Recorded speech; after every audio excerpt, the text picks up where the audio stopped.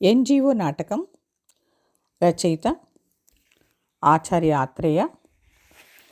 ఈ నాటకంలోని ముఖ్యమైన ప్రశ్నలు: ఎన్జిఓ నాటకం ఆధారంగా మధ్యతరగతి జీవన స్థితిగతులు వివరించండి. అంటే ఆధునిక సాంఘిక నాటకాల్లో పట్టణ జీవితాన్ని, మధ్యతరగతి జీవిత చిత్రణ చేసిన నాటకాల్లో ఎన్జిఓ ఒకటి. ఈ నాటకంలో మధ్యతరగతి జీవితాలను ప్రతిబింబించే విధంగా తీర్చిదిద్దారు రచయిత ఆచార్య ఆత్రేయ. ఆత్రేయ రాసిన ప్రతి నాటకంలో అభ్యుదయ దృక్పథం, సామాజిక చైతన్యం, ప్రయోజనం స్పష్టమవుతాయి.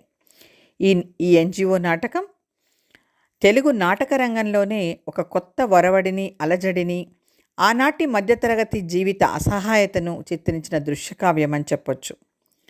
దాదాపు 7 దశాబ్దాల కిందట రాయబడిన ఈ దృశ్యకావ్య నాటకం నేటి మధ్యతరగతి జీవితాలకు తార్కాణంగా నిలుస్తూనే ఉంది. రాబోయే కాలంలో పనిచేసే మానవుడికి తిండి, డబ్బు, సుఖం ఉంటుందనే ఆశని ఇంకా మిగిల్చింది ఈ నాటకం. మధ్యతరగతి జీవితాలు ఎదుర్కొనే అనేక సమస్యల్లో అధిక సంతానం, వరకట్న సమస్య, స్టేటస్, రాజీ పడుతూ జీవించడం వంటి సామాజిక రుగ్మతల్ని ఆత్రేయ గారు కళ్లకు కట్టినట్టు చూపించారు. ఈ ఎన్జిఓ నాటకం ద్వారా సమాజం సృష్టించిన ఈ సమస్యలకు పరిష్కారం ఎప్పుడు దొరుకుతుందా అన్నట్లు రచయిత పాఠకుడి ముందు, ప్రేక్షకుడి ముందు ఉంచారు. నాటకంలోని సంభాషణలు బట్టి మధ్యతరగతి కుటుంబాలు ఎదుర్కొనే వరకట్న సమస్య ఎంత తీవ్రంగా ఉందో తెలుస్తుంది. శాస్త్రి గారు రంగనాథం చెల్లెలకు సంబంధం తీసుకొచ్చి అబ్బాయి పై చదువులకు 10,000 కావాలని డిమాండ్ చేస్తూ, ఎలాగైనా పిల్లకు మీరు పెడుతున్నదట్టే కదండి, రేపు వాడే పెద్ద ఉద్యోగమో చేస్తే మీ అమ్మాయిగా సుఖపడేది అని చెప్పి మధ్యతరగతి కుటుంబాల బలహీనతల్ని సొమ్ము చేసుకోవాలని ప్రయత్నించాడు. మధ్యతరగతి జీవితాన్ని పీడించే మరో సమస్య అధిక సంతానం. ముసలాయన 4 పిల్లల్ని కని తన పెద్ద కొడుకైన రంగనాథం మీద కుటుంబ భారం మోపాడు. గుమాస్తాగిరి చేసే రంగనాథం పరిస్థితి అదే. రంగనాథం స్నేహితుడైన డాక్టర్ రంగనాథాన్ని, ఈ పరిస్థితుల్లో నువ్విందరి పిల్లల్ని కనడం దేనికిరా, పోషించే తాహతు లేనప్పుడు పిల్లల్ని కనడం మానేయాలి అన్నప్పుడు, అది నా చేతుల్లో ఉందా అని వాపోయాడే తప్ప సరైన సమాధానం చెప్పలేకపోయాడు. ఈ నాటకంలోని పాత్రల పోషణను ఆత్రేయ గారు అద్భుతంగా చిత్రీకరించారు. నాటకం చదివే పాఠకుడు కావచ్చు, ప్రదర్శనను చూసే ప్రేక్షకుడు కావచ్చు, తమ నిజ జీవితానికి దగ్గరగా ఉందని భావిస్తారు. ఈ నాటకంలోని ముఖ్య పాత్రలైన రంగనాథం, అతని భార్య సీత, తమ్ముడు గోపి, తండ్రి ముసలాయన పడే మానసిక సంఘర్షణకు, మధ్యతరగతి జీవితాలకు ప్రతిబింబాలు. గుమాస్తాగిరి చేసే రంగనాథం పట్టణాల్లో నివసించే ఒక మధ్యతరగతి కుటుంబ యజమాని. మోటారు షెడ్ అనే ఇల్లుగా భావించి 30 రూపాయలు తన 80 రూపాయల ఆదాయంలో అద్దె చెల్లించే వ్యక్తి. ప్రతి సమస్యకి రాజీపడటం, కుటుంబ పోషణలో ఆర్థిక ఇబ్బందులు ఎదురవుతున్నప్పుడల్లా మానసిక సంఘర్షణకు గురై, అవును చస్తే వాళ్లే సుఖపడతారు, చస్తా కావాలంటే వాళ్ళు ఆ పిల్లలు బతికితే చాలు అని అంటాడు. ఇల్లాలు సీతతో, ఇప్పుడు బతుకుతున్నామనేగా నువ్వనుకోవడం కేవలం పొరపాటు, ఈ భూమి మీద పడ్డ క్షణం నుంచి చావడం మొదలెడతాం, ప్రతి క్షణానికి కొంత చస్తుంటాం అని మధ్యతరగతి జీవిత అసహనాన్ని వ్యక్తం చేస్తాడు. తాతగారికి తిరి పెట్టడం, గుప్తగారికి ఇంటి అద్దె కట్టడం, ఇల్లాలు సీతకు టానిక్ కొనిపెట్టడం, తమ్ముడు గోపి చదువుకు డబ్బులు సర్దటం, ఎదిగిన చెల్లెలకు పెళ్లి చేయటం, ఇవన్నీ రంగనాథాన్ని ఇబ్బంది పెడుతూ, పదండి పదండి అందరం ఏకంగా కట్టకట్టుకొని చద్దాం అనే అసహాయ స్థితికి తీసుకొచ్చాయి. ప్రతిదానికి రాజీ పడుతూ జీవించడం తప్పదని నివాసం ఉండే మోటార్ షెడ్డు, వాడే గొడుగు, తొడుక్కునే కోటు నిదర్శనాలుగా నిలుస్తాయి. రంగనాథానికి మురికి కాలువల మధ్య ఉన్న మోటార్ షెడ్డు నివాసంగా మార్చుకోవడం తప్ప తన తాహతుకు మించి ఏమీ చేయలేని పరిస్థితి. వర్షం వచ్చినప్పుడు బయటికి వెళ్ళడానికి చిల్లులతో కూడిన గొడుగును మాత్రమే వాడవలసి వచ్చింది. ఆ గొడుగు వాడినా వాడకపోయినా ఒక్కటే, దానికి అన్నీ చిల్లులే. కొత్తది కొనుక్కునే స్తోమత లేదు. గానుగెద్దుకు గంత కట్టినట్లుగా చినిగిన చొక్కాపై కోటు వేసుకుని ఆఫీస్కు వెళ్ళడం తన దయనీయ స్థితిని బయట ప్రపంచానికి తెలియనివ్వని మధ్యతరగతి జీవిత రహస్యం కనిపిస్తుంది. తమ్ముడు గోపి బస్టాండ్ ఎదురుగా పళ్ళపొడి పొట్లాలు అమ్ముతున్న విషయం తెలిసిన రంగనాథం, పళ్ళపొడి పొట్లాలమ్మే కర్మేంట్రా మనకు అని వాపోయాడు. ఎక్కడ మధ్యతరగతి జీవితాలు అభాసుల పాలవుతాయేమోనని భయపడ్డాడు. ఇంటి యజమాని రంగనాథం తమ్ముడైన గోపిలోని అభ్యుదయ దృక్పథం, నాస్తికత్వ ఆలోచనలు, వ్యవస్థ పట్ల తిరుగుబాటు ధోరణికి అన్నీ కలిపి సమాజం పట్ల అసహనాన్ని వ్యక్తం చేయటం తప్ప మరేమీ చేయలేని మధ్యతరగతి జీవితాన్ని రుజువు చేస్తాయి. రంగనాథం స్నేహితుడైన డాక్టర్ గారితో ఏ లక్షాధికారులకో రావాల్సిన సమస్యలు జబ్బులు మాకే రావాలా అని గోపి అన్నప్పుడు, వదిన సీతతో పైసా చుట్టూ తిరుగుతుంది ఈ ప్రపంచం, ఆ పైసా మన చేతుల్లో ఉంటే ఈ ప్రపంచంలో ఉన్న మనుషులు, మృగాలు, వస్తువులు అన్నీ మన చుట్టూ తిరుగుతాయని గోపి మాటలు మధ్యతరగతి ఆశల్ని రుజువు చేస్తాయి. పాల మనిషి బిచ్చగాడి జీవితంలో పోల్చిన తమ మధ్యతరగతి జీవితాలు ఏమంతా ఆనందంగా లేవని వాపోయాడు గోపి. వదిన సీతతో కాఫీలు తాగటం, చదవడం, సినిమాలకెళ్ళడం, ప్రెస్టీజ్ అని బురకాతో మనల్ని మనం మోసం చేసుకుంటున్నామని, మనకన్నా వాళ్లే నయమని, క్రింది తరగతి కంటే ఘోరమైన జీవితం అనుభవిస్తున్నామని చెప్తాడు. పాల మనిషితో నువ్వు 1,00,000 తిట్టు, చదువుకున్నందువల్లే మాకి అగచాట్లు, లేకుంటే నీలా మేము 4 బర్రెలు పెట్టుకుని పాలమ్ముకోమా అని సహనం కోల్పోయి మాట్లాడతాడు. ఇల్లు గడవడం కోసం బస్టాండ్ ఎదురుగా పండ్లపొడి పొట్లాలు అమ్ముతుంటే అన్నయ్యన రంగనాథం మందలిస్తే, మనం పస్తులుండాలి కానీ ఇలాంటి పనులు మాత్రం చేయకూడదా, అంతేనా అన్నయ్య, ఇదేగా మన ప్రెస్టేజీ, పిల్లలు అలా రోగాలతో కుళ్ళిపోతుండవచ్చు, వాళ్ళకి 2 చొక్కాలన్నా లేకపోవచ్చు, అప్పుల వాళ్ళు నానాబూతులు తిట్టొచ్చు అని తను చేసిన పనిని సమర్థించుకునే ప్రయత్నం చేశాడు. ఇంటి ఇల్లాలు సీత రంగనాథం భార్య వైద్యం అందించడానికి ఇంటికి వచ్చిన డాక్టర్ గారికి కనీసం కాఫీ తెమ్మని రంగనాథం ఇంట్లో వంట వస్తువులు నిండుకున్నాయన్న విషయాన్ని మర్చిపోయి అంటుంటే ఇంటి పరువు కోసం ఏమి చేయాలో దిక్కుతోచని స్థితి ఆమెది. డాక్టర్ గారు తను రాసిన టానిక్ తీసుకుంటున్నారా అని అడిగితే, వారు వచ్చేటప్పటికీ ప్రతిరోజు 9-10 అవుతుంది, ఆ వేళకు కొట్లన్నీ కట్టేస్తున్నారండి అని దాటవేసే ప్రయత్నం చేసింది. ఇంట్లో పిల్లలందరికీ జ్వరాలు వస్తే ఏదో పోతుందిలే అని నాకు తెలిసిన 4 మందులు వాడాను, సందెజరమేమో అని దిష్టి కూడా తీశాను అని అబద్ధం డాక్టర్ గారితో చెప్తుంది. తన ఇంటి ఆర్థిక పరిస్థితిని డాక్టర్ గారికి తెలియవద్దని అలా సమయస్ఫూర్తితో ఆర్థిక ఇబ్బందుల్లో ఉన్న సంసారాన్ని కప్పిపుచ్చుకున్న గొప్ప ఇల్లాలు సీత. పాల మనిషి డబ్బులకు వచ్చినప్పుడు ఇంటి యజమాని లేడని సర్ది చెప్పే ప్రయత్నం చేసింది. ఇల్లు గడవడం కష్టమని పాల మనిషికి తెలియకుండా జాగ్రత్త పడింది. మరిది గోపి పాల మనిషితో గొడవ పడితే, రేపు వాడు పాలు తీసుకురాడు, పిల్లల గతి ఏం కావాలో ఆలోచించావా అని తమ మధ్యతరగతి బతుకులు సర్దుకుపోవాలే తప్ప ఆవేశం పెంచుకుంటే ప్రయోజనం ఉండదని గోపిని హెచ్చరించింది. ఇంటి ఇల్లాలుగా మోటారు షెడ్డులో సర్దుకుపోవడం, పిల్లల పోషణలో ప్రతిదానికి సర్దుకుపోవడం సీతకు అలవాటుగా మారాయి. మానసికంగా కుంగిపోతూనే మధ్యతరగతి జీవితాన్ని అపాసుపాలు కాకుండా చూసుకొచ్చింది సీత. రంగనాథం తీసుకున్న లంచం డబ్బుతో ఇంటికొస్తే, ఈ పాపిష్టి సొమ్ము మనకక్కర్లేదు, ఇచ్చేయండి అని భర్త గౌరవాన్ని నిలిపే ప్రయత్నం చేసింది. మధ్యతరగతి జీవితానికి ప్రతిబింబం మరో పాత్ర ముసలాయన. రంగనాథం గోపిల తండ్రి. పెన్షన్ డబ్బులతో పెద్దమ్మాయి పెళ్లి చేస్తాడు. తనలాగే కొడుకు రంగనాథం ఇబ్బంది పడుతుంటే, సంసారాన్ని నెత్తిమీద వేశాను, జబ్బున పడ్డాను, ఇంకా బతికున్నాను, పాపం చేశాను, మిమ్మల్ని అన్యాయం చేశానని వాపోతాడు. బజార్లో బస్టాండ్ దగ్గర చిన్న కొడుకు గోపి పండ్లపొడి పొట్లాలు అమ్ముతుంటే తెలిసి ఏడ్చినట్లుంది. మన వంశం ఏంటి, మన తాహతేంటి, చెడపుట్టావు కదరా, నీకిదేం కర్మరా అని మధ్యతరగతి వ్యక్తి పండ్లపొడి పొట్లాలు అమ్మటం అవాంఛనీయమన్నట్టు మాట్లాడతారు.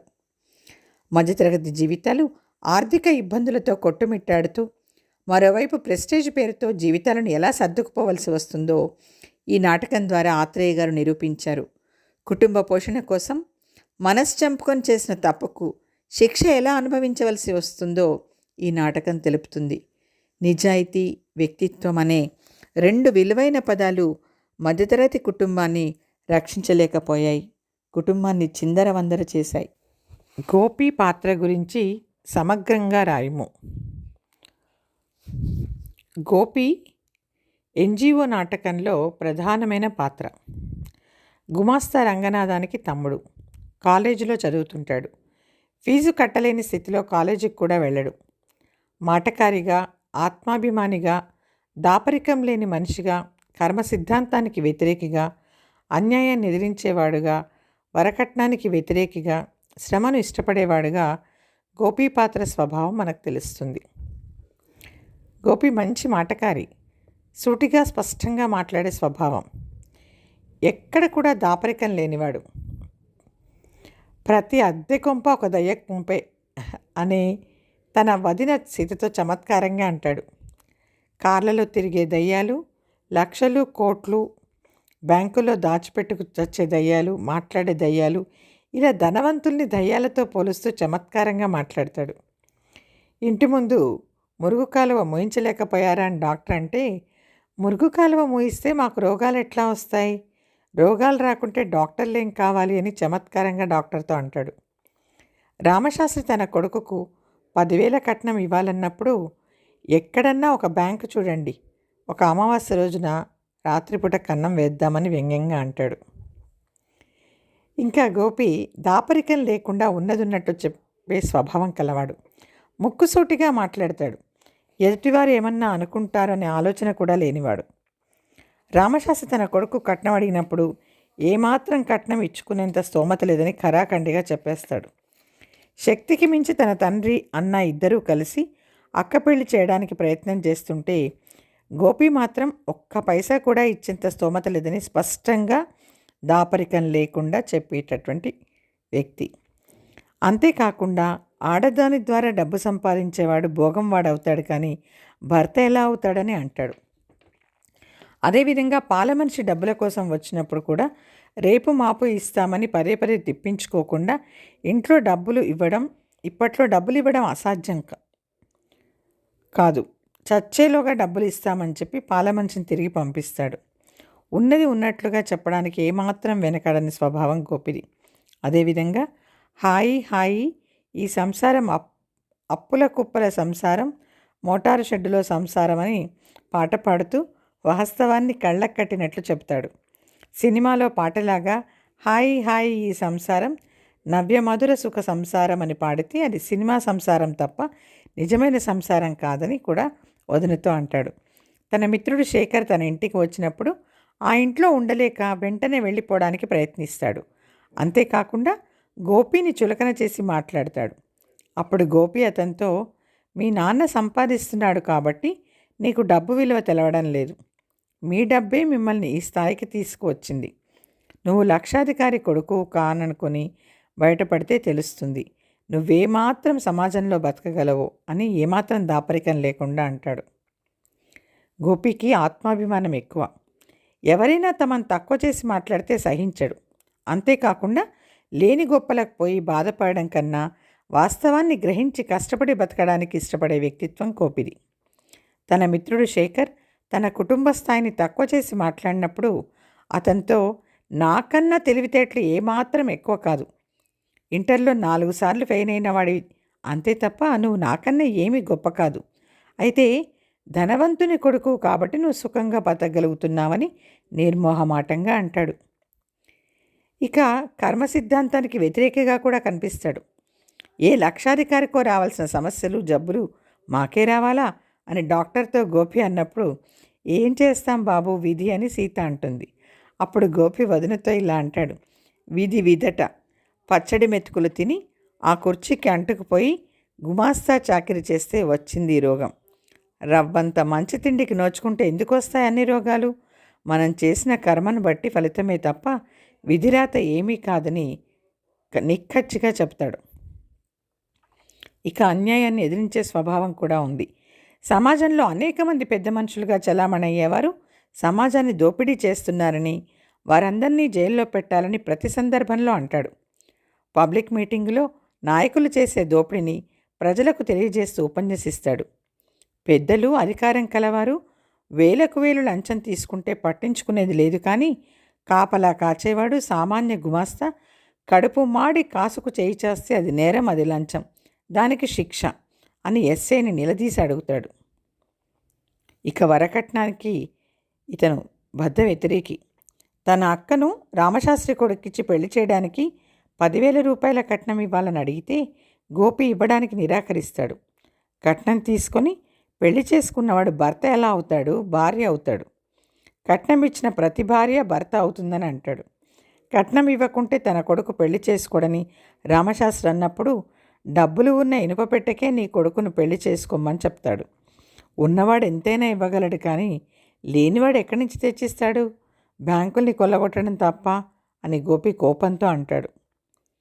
ఇక ఒకరిపై ఆధారపడకుండా పూర్తిగా శ్రమను నమ్ముకున్నవాడు, లేనిపోని డాంబికాలకు పోకుండా కష్టపడి పనిచేయడంలో తప్పులేదని భావించేవాడు. కనీసం ఫీజు కట్టలేని స్థితిలో తన కుటుంబం ఉండడం వల్లనే తన చదువు ఆగిపోయింది. కాలేజీకి వెళ్లకుండా తాను కూడా ఏదో చిల్లర వ్యాపారం చేసి 4 డబ్బులు సంపాదించాలని భావించి బస్టాండ్లో పళ్లపొడి పొట్లాలు అమ్ముతాడు. అంతేకాకుండా మినప్పప్పుతో అప్పడాలు చేయించి వ్యాపారం చేయాలని తన వదినతో చెబుతాడు. ఏమాత్రం అవమానానికి గురి కాకుండా కష్టపడి పనిచేయడంలో తప్పులేదనే భావన కలిగిన గోపి ఎంత చిన్న పనైనా చేయడానికి సిద్ధపడతాడు.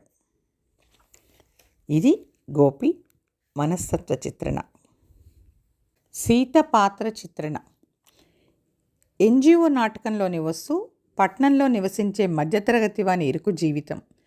మధ్యతరగతి జీవితంలోని కృత్రిమత్వాన్ని, విషాదాన్ని, నిస్సహాయత్వాన్ని, చేదు నిజాన్ని విశ్లేషణాత్మకంగా చిత్రించిన మొదటి నాటకం ఎన్జిఓ. మధ్యతరగతి జీవితంలోని అనేక సమస్యలను, ఎడతెగని కష్టాలను గూర్చి పాతుకుపోయిన ఉద్దేశాల సారాన్ని విడమర్చి చెప్పిన నాటకం ఎన్జిఓ. ఇంట్లో ఒకరు సంపాదిస్తే మిగిలిన వారందరూ వారిపై ఆధారపడి జీవించడం, ముఖ్యంగా స్త్రీలు బయటకు వెళ్ళడాన్ని భరించలేకపోవడం, ఆత్మగౌరవం కంటే నిత్య జీవితావసరాల కంటే ప్రతిష్ట ప్రాముఖ్యతను చెప్పే నాటకం ఎన్జిఓ. ఆ ఇంటికి పెద్ద కోడలుగా మరదలు పెళ్ళి, పిల్లలు, మామగారి అనారోగ్యం, ఇల్లు నడవక సీతపడే కష్టాలు, ఇవన్నీ ఆనాటి మధ్యతరగతి జీవితాలకు అద్దం పడుతుంటాయి. ఎన్జిఓ నాటకంలోని ఏకైక స్త్రీ పాత్ర రంగనాథం భార్య సీత. రచయిత ఆమెను ఏ పేరుతో ప్రస్తావించరు, ఇల్లాలు అని పేర్కొనడం ప్రతీకాత్మకం. ఆమె మధ్యతరగతికి చెందిన నిత్యభారితురాలైన, అభిప్రాయ ప్రకటన స్వేచ్ఛగా చేయలేని స్త్రీ జాతికి ప్రతీక. ఇల్లే ఆమె సర్వస్వం. తన కుటుంబం పస్తులుండకుండా నివారించడం ఆమె జీవిత ధ్యేయం. ఇంటి సమస్యలు, బయటి సమస్యలతో సతమతమయ్యే ఆమె కుటుంబంలోని పురుషులు తమ దుఃఖాన్ని, కోపాన్ని, అభిప్రాయాలను వెళ్ళగక్కడానికి ఆమె సమక్షమే శరణ్యం. ఆమె ఇంటికి మూల విరాట్టు లాంటిది. అందరి బాధలు ఆలకించడమే కానీ తన బాధలు వ్యక్తం చేయదు. వారందరికీ ఓదార్పునివ్వడానికి ప్రయత్నిస్తుంది. అందరినీ సమాధానపరచడమే కానీ ఇతరులను నిందించడం ఆమెకు తెలియదు. చాలా శాంత స్వభావురాలు, త్యాగమూర్తి, అభిమానవతి, కుటుంబంపై ఎనలేని ప్రేమగల సగటు మధ్యతరగతి ఇల్లాలు సీత. మొత్తానికి నాటకాంతానికి కుటుంబ భారం అంతా సీతపైనే పడుతుందన్న సూచనతో నాటకం ముగుస్తుంది. సహజ సన్నివేశాలతో, వాస్తవ కథనంతో, సాధారణ సంభాషణలతో గొప్ప నాటకాన్ని రచించవచ్చున నిరూపించిన నాటకం ఎన్జిఓ. ఈ ఎన్జిఓ నాటకం పోటీలలో ప్రదర్శించిన ప్రతిసారి బహుమతులు గెలుచుకుంది. తెలుగు నాటక చరిత్రలో వాస్తవిక పునాదులపై సరికొత్త తరహా ఆధునిక నాటక రచనకు ఈ నాటకం నాంది పలికిందని చెప్పొచ్చు. ఎన్జిఓ నాటకంలోని మరికొన్ని పాత్రలు. రంగనాథం పాత్ర చిత్రణ. రంగనాథం గుమాస్తా ఉద్యోగం చేస్తుంటాడు. ఇతను 2వ తరానికి ప్రతినిధిగా చెప్పవచ్చు. వివాహితుడు, చాలా నెమ్మదస్తుడు, సాధు స్వభావి. తండ్రిని, తమ్ముని, భార్య, పిల్లల్ని ప్రేమగా చూసుకుంటూ ఆఫీస్ పనులు కూడా బాధ్యతాయుతంగా చేసే స్వభావం కలిగినవాడు. గుమాస్తా ఉద్యోగం రాకముందు కవిత్వం కూడా రాసేవాడు. రోగగ్రస్తుడైన తండ్రి, అనారోగ్యంతో ఉన్న భార్య, పిల్లలు, వివాహం కావాల్సిన చెల్లెలు, ఫీజుకు డబ్బులు లేక చదువు కొనసాగించలేని తమ్ముడు, మురికి కాలువ పక్కన చిన్న షెడ్డులో నివాసం. ఇది అతని కుటుంబ పరిస్థితి. ఆర్థిక ఇబ్బందులు తట్టుకోలేక ఒకానొక బలహీన స్థితిలో లంచం తీసుకుంటాడు. ఇది ప్రభుత్వం దృష్టిలో పడి ఇతనిపై విచారణ జరిపి జైలుకు పంపిస్తారు. దుర్భరమైన కుటుంబ ఆర్థిక పరిస్థితుల దృష్ట్యా తను ఇంతకాలం కాపాడుకుంటూ వచ్చిన నైతికతను కాపాడుకోలేకపోవడాన్ని తలుచుకుంటూ ఎంతో మానసిక సంఘర్షణకు లోనవుతాడు. ఈ పాత్ర ద్వారా మనకు రెండవ తరంగా భావించే యువకుల్లో భయంకరమైన వాస్తవాల ముందు ఆదర్శాలు నిలబడవు అనే సత్యాన్ని రచయిత తెలియజేశారు. తరాల మధ్య అంతరాలని, సామాజిక వాస్తవాలని, సామాజిక దృక్పథాన్ని ఈ పాత్ర మనకు తెలియజేస్తుంది. నేటి సమాజంలో కూడా ఇలాంటి పాత్రలు మనకు కనబడుతూ ఉంటాయి.